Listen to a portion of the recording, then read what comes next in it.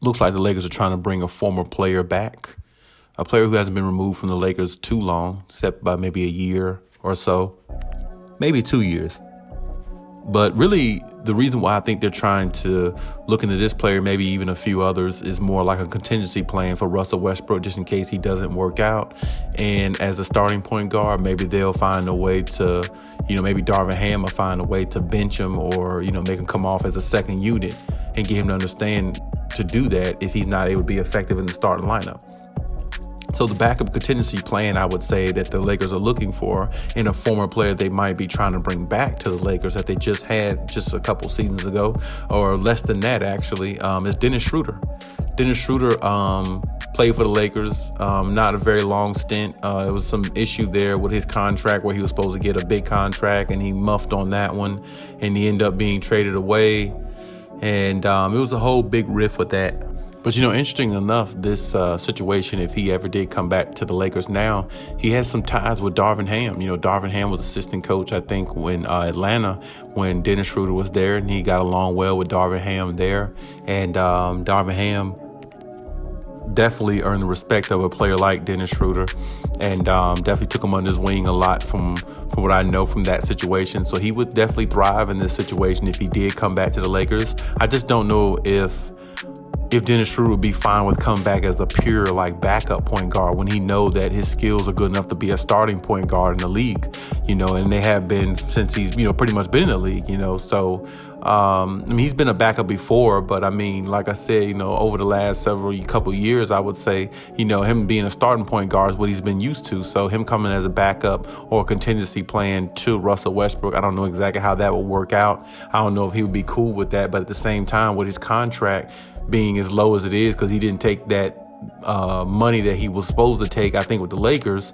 Now his contract is minimal. It actually limits some of his playing time as well, possibly with certain teams and what they're willing to pay him and what they're willing to ask for him or, ask of him if he comes to the team. So he's just one of those prospects where, like I said, he can come back to the Lakers, but he won't come back at the same role that he had. But it could be a more valuable role, because him running with the second unit and allowing Russ to make the mistakes he makes, then, it can kind of give the Lakers partially somewhat a little bit of a balance, if you want to say it that way. Russell Westbrook screws up in starting lineup somewhat. He comes out in the back end of the second unit and kind of makes up for some things that Russ doesn't do well, which is being a really true point guard. And then maybe they can play him in fourth quarters and sit Russ, let Russ play from first to the third, and intertwine those players and play off each other like that. Maybe it could be a situation like that. I'm not exactly sure, but I think Darvin Ham would definitely get the best out of Dennis Schroeder, because he's played with him before and he's coached him before.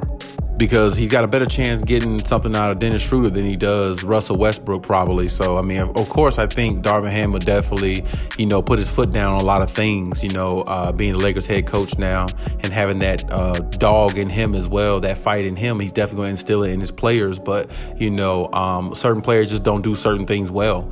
And I think what, Westbrook doesn't do well, Dennis Schroeder does. Dennis Schroeder is a little bit faster than Russell Westbrook now. He gets to the hole a little bit quicker.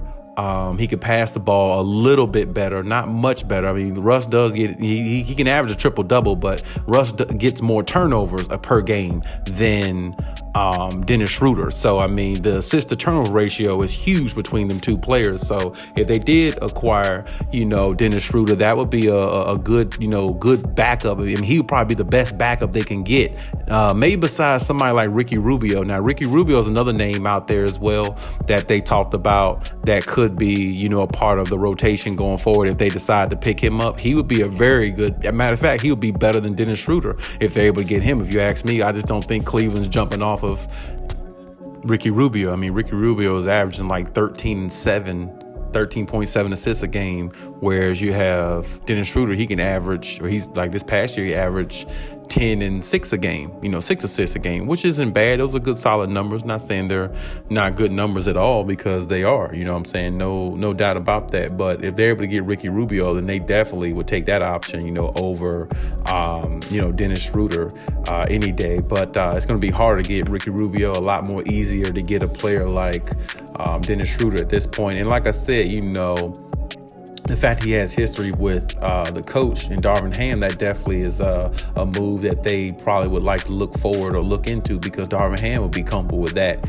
pickup as well. But at the same time, like I said, if they got a chance to get Ricky Rubio, they definitely would get that, because if Ricky Rubio is your backup point guard to Russell Westbrook, I mean, you got a lot of good chances to do a lot better on offense. I mean, honestly, it wouldn't be before long they probably want to make him the starting point guard and let Russ run with the second unit, just because of how effective Ricky Rubio is on both, basically, on both ends of the court, really, because, Ricky Rubio is not a great defender, but he tries on defense, and he'll get a steal or two here and there. I mean, at one point in the league, you might not believe it, but he was like number 3 in the league in steals, at one point in his career. So, he's not a stranger to, getting his hand in there, getting dirty a little bit. He's not a great or a good defender. He's a sneaky type defender. You see what I'm saying? So he'll try. He can't do much, but at the same time, he's so effective on the other side of the floor.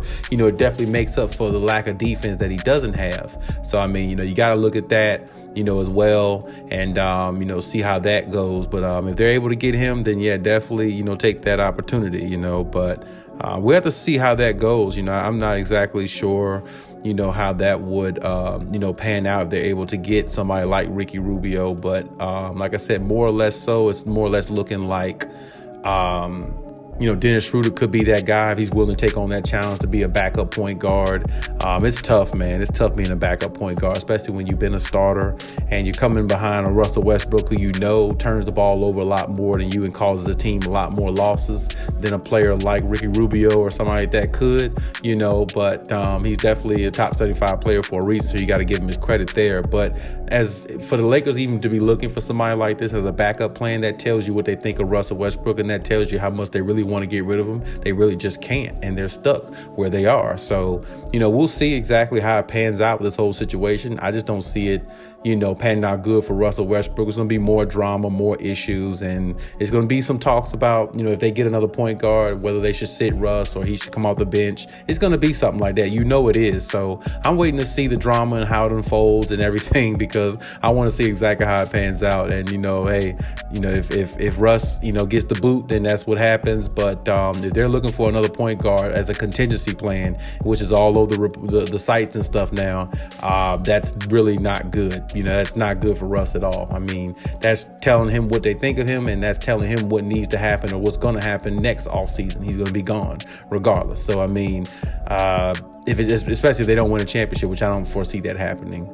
But, I mean, hey, we'll see how it pans out. We'll see what comes of it, how it works out that way. Darvin Ham got a huge task on his hands. Hopefully he can, make this work, and, hopefully he can do better things for the Lakers than what we saw this past season, because not making the play-in tournament is just utterly pathetic. And if they need a backup point guard to make up for Russ's inefficiencies, so they can kind of have more balance, good point guard play, bad point guard play, maybe they can intertwine the two and balance them, whatever they need to do. I mean, that's what they're trying right now. They're trying to figure out everything, because they can't get rid of Russ, so now they're trying to figure out ways to keep him and implement other players that can do his job and do it at more of a higher level. So we'll see how it pans out. Could be more drama, more issues there, but like I said, I'm definitely anticipating to see it and definitely waiting to see how it pans out for them. But hey, that's my take on everything. Leave any comments in the comment section. Check out my other videos as always. And hey, Khaliis out.